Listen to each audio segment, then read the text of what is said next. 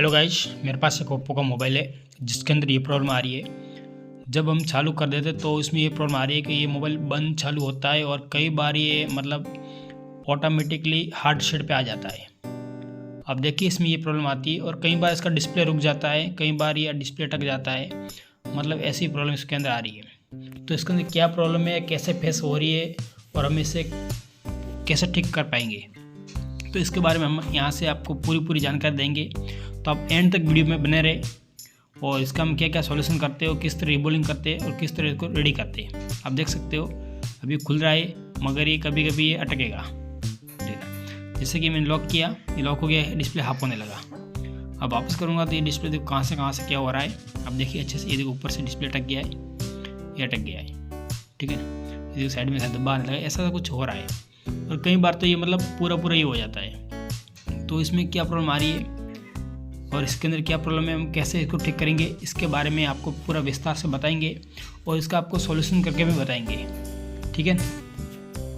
ठीक है, तो अब हम इसका सॉल्यूशन करेंगे। जैसे कि देखो अपने आप ये मोबाइल रिस्टार्ट हो गया है। तो इसमें ऐसी कुछ काफ़ी सारी प्रॉब्लम है, तो हम इसमें कैसे ठीक करेंगे। चलो हम फटाफट से इसका बोर्ड में से बाहर निकाल के इसको मैं CPU रिबोलिंग कर दूँगा, ठीक है ना, ताकि मैं थोड़ा सा वीडियो इसको फॉरवर्ड करूँगा ताकि आपका समय बच सके। क्योंकि अगर ज़्यादा देर लगाऊंगा तो कम से कम ये 30 से 35 मिनट का वीडियो है। इतना टाइम आपके पास है नहीं कि आप देख पाओ। इसके लिए मैंने इसको वीडियो को थोड़ा फॉरवर्ड किया है।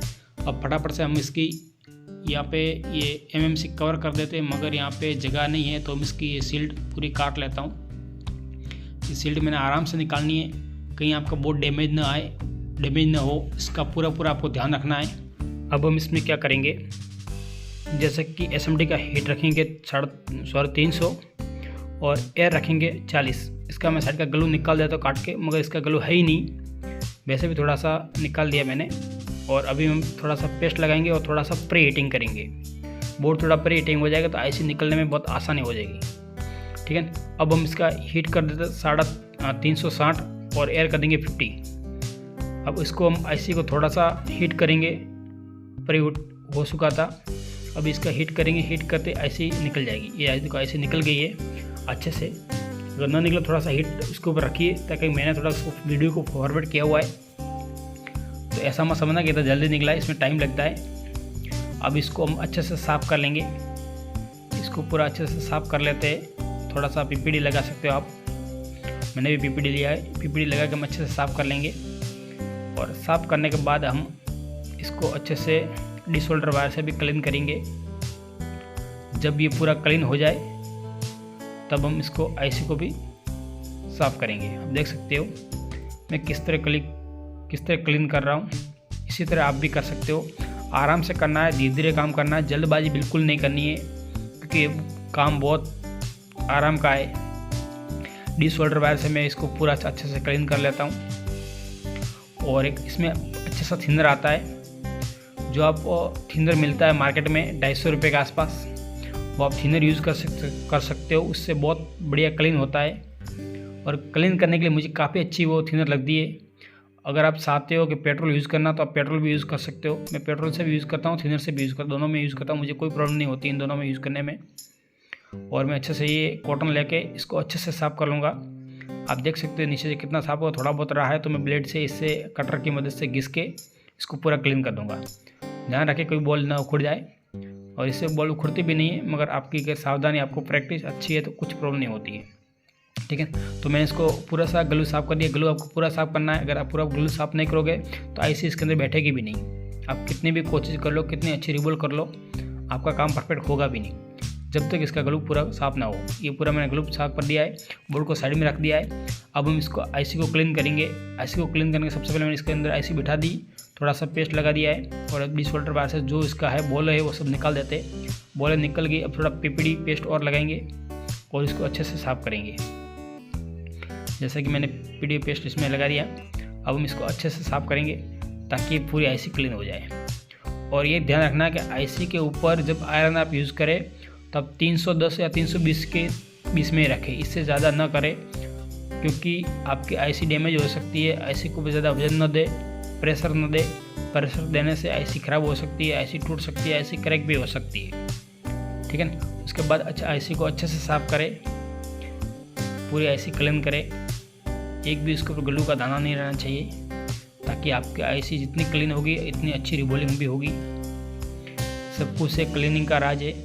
जितना अच्छा आप क्लीनिंग से साफ सफाई से काम करोगे उतना आपका काम अच्छा होगा, ठीक है। मैंने आईसी पूरी क्लीन कर दी है।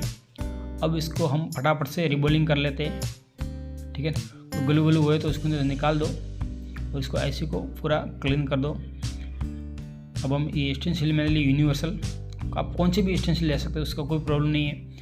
मैं ज़्यादातर यूनिवर्सल से रिबॉलिंग करता हूँ और मेरा काम परफेक्ट हो जाता है। आप देखिए किस तरह हमें काम करना है। ये मैंने पीपीटी पेस्ट लिया था, इसको मैंने सुखा दिया था कॉटन के कपड़े से। इसको थोड़ा सुखाना है, आप भूलना मत, क्योंकि हाथ आपका जमा हुआ नहीं है तो इसको सुखाना बहुत ज़रूरी है। और सुखाने के बाद पीपीटी लगाने के बाद मैंने कॉटन से अच्छे से साफ़ कर लिया और इसको भी मैं फटाफट से रिबॉल कर लेता हूँ। इसकी मैंने बॉल बना दी है। अब मैंने इसे कुछ ये लगा कर थिनर उससे अच्छे से साफ़ कर लेता हूँ।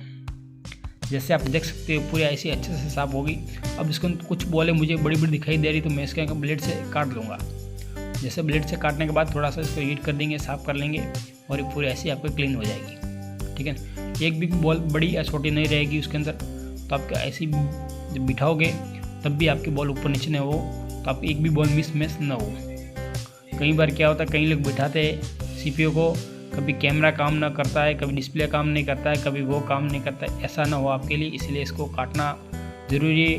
अगर नहीं काटोगे तो आपको ये प्रॉब्लम होगी। अगर आपको अच्छे से रिबॉलिंग करनी आती है तो आपको काटने की भी ज़रूरत नहीं है। अगर इसको प्रॉपर स्टेंसिल है तो आपको काटने की ज़रूरत नहीं पड़ेगी मेरे हिसाब से, ठीक है।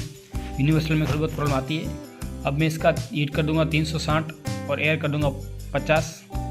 अब इसको हम आईसी को वापस बिठाते हैं। देखिए मैंने आईसी को रिवॉल्विंग कर ली। अब मैं इसको अच्छी तरह से बिठा लेता हूँ। अब देखिए आईसी को हीट करना है और थोड़ी सी आईसी को हिलाना है। जैसे ही आईसी को हिलाओगे बैठ जाएगी और उसके बाद थोड़ा थोड़ा इसके ऊपर वजन देना है, थोड़ा थोड़ा, ताकि आईसी क्या है कि आराम से बैठ जाए, फिक्स बैठ जाए, एक भी बॉल ऊपर नीचे न रहे। तो आपको बार बार ये कुछ करने की ज़रूरत नहीं है, ठीक है। थोड़ा सा मैंने हल्के हाथ से इसको प्रेस कर दिया, आईसी पूरी बैठ गई, ठंडा बोर्ड हो गया। अब मैं इसके अंदर बोर्ड लगा देता हूँ। बॉडी के अंदर ये बोर्ड डाल देता फ्रेम के अंदर और बोर्ड को मैं अच्छे से फिट कर लेता हूँ। पूरा बोर्ड ठंडा करने के बाद अब यूज़ करें आप, ऐसा ही न करें।